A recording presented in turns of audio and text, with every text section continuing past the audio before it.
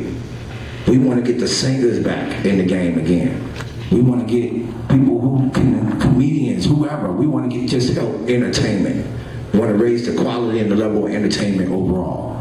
You know what I'm saying? So everybody can have an opportunity to participate in this thing we call entertainment. And we really want y'all to support this venue as much as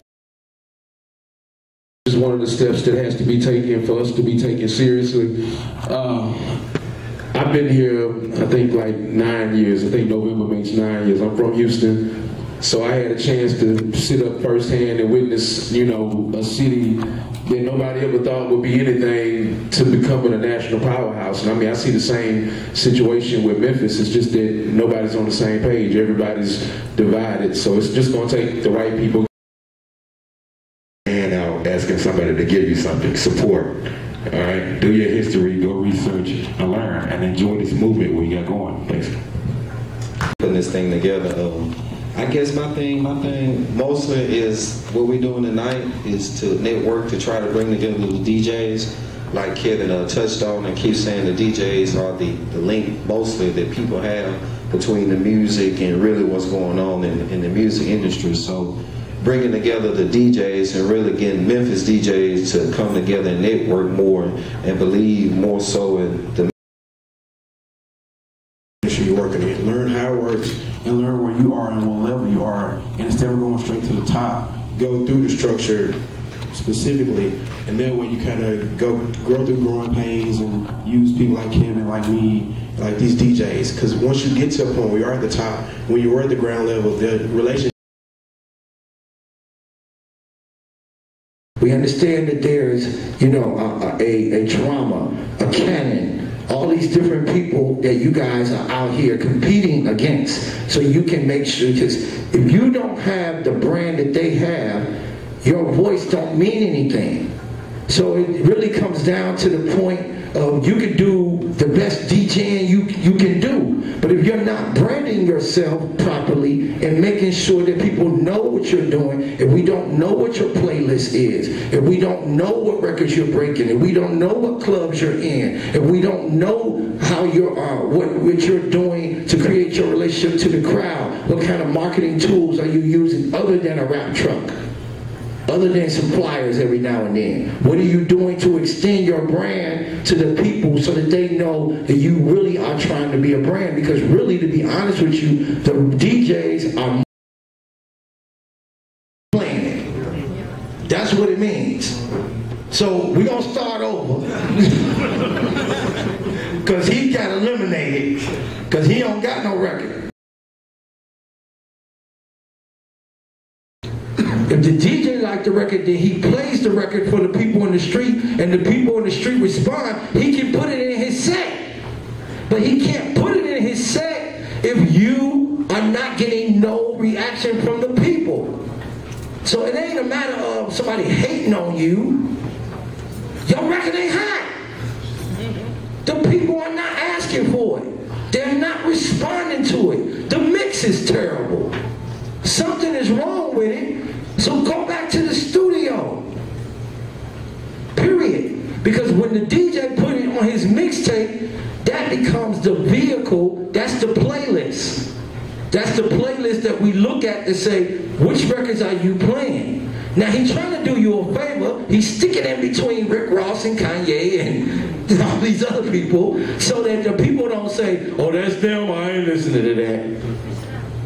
If he stick it in there, he mixes it, and off another record, then he also is trying to see how it would fit in his rotation. So that is important. Is there anything else, you guys, is important to you when a record is brought to you that I'm not mentioning? I'm purposely not mentioning everything because I want you guys to mention it. Anything else that's important to you when a record is brought to you that I'm not mentioning? Make sure the record mixed and mastered. When you service a record to a DJ, you want to make sure it's mixed. You want to make sure it's mastered. You want to make sure that you're servicing the clean version, the dirty version. If you're in the street, your contact is the DJ. If you're in the street, your contact is to talk to the DJ to get your record played, to get your record spun. The DJ takes your record to radio. The DJ takes your record national. And if you guys step over us and you start running past us and talking to the labels and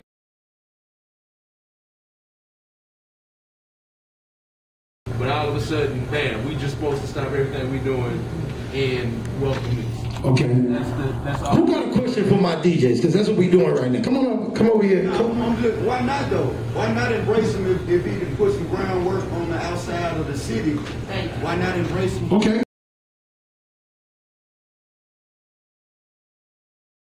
Bandwagon city. It's like they're not going to help support you and push you until you have made some noise outside of Memphis. So that's why you have so many people in Memphis that takes on a CEO type role to like, man, I do it myself, because you know the support system isn't strong here. Okay. All right. All right. So anybody want to address that? Go ahead. Come on. 007. Come on. Let's do this. This ain't no we gonna go after each other. We just trying to get to the bottom line so we can clean it up. I'm a solution person, not, we going after each other.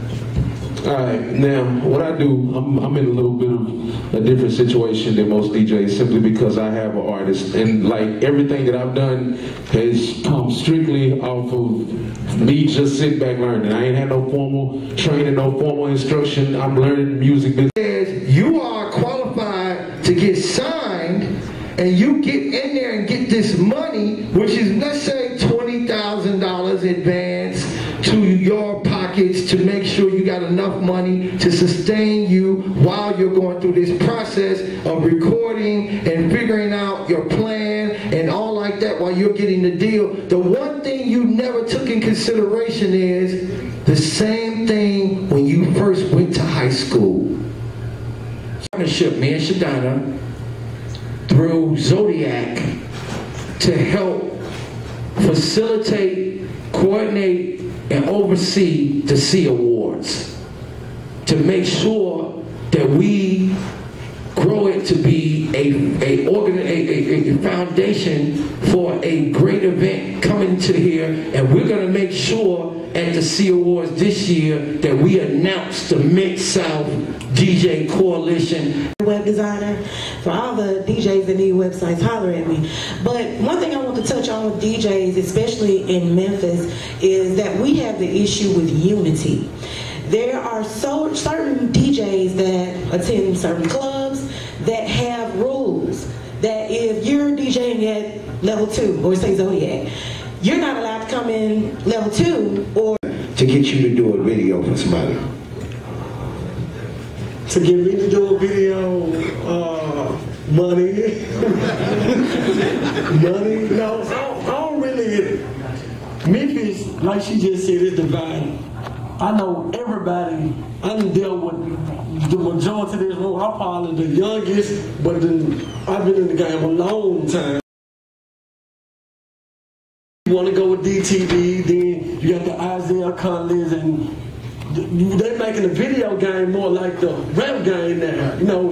Now the directors kind of going at each other. You get DTV versus Joe God in there. Like, I understand from the DJ point of view, a lot of people go out like Memphis DJs, they green, they gon' line up with so-and-so. I don't like 007 because he played this ain't too much. Rocksteady rolling with 152, but I feel like if everybody just spend money with each other, they just quit thinking like, that's my friend. How about we just say, well, 007 want 500 a $1,000 doing mixtape. I'm reaching out to people to say, okay, come join this because we're gonna do the We Shall Overcome dance. Right. I'm reaching out I'm saying, we're gonna get her a nonprofit, and then we're gonna get money behind that nonprofit. So being the street, I was supposed to be and I was supposed to be taking a DJ under my wing and really kind of going to that DJ. But what I want to say to you is you're the main reason why we need this coalition, because your voice is significant. But what the problem is that if you